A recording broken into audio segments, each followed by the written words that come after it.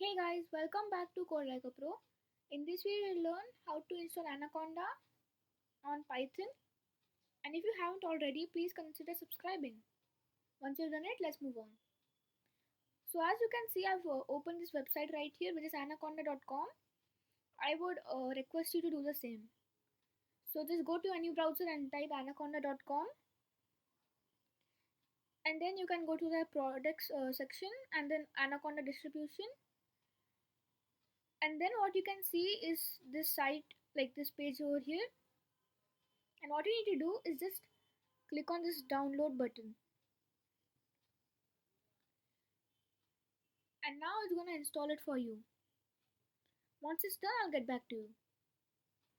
So now as you can see, it's installed in the bottom left corner. So all you need to do is open it first,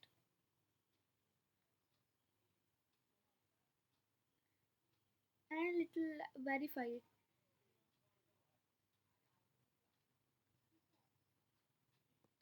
Next, all you need to do is just keep clicking on continue, agree, and then install,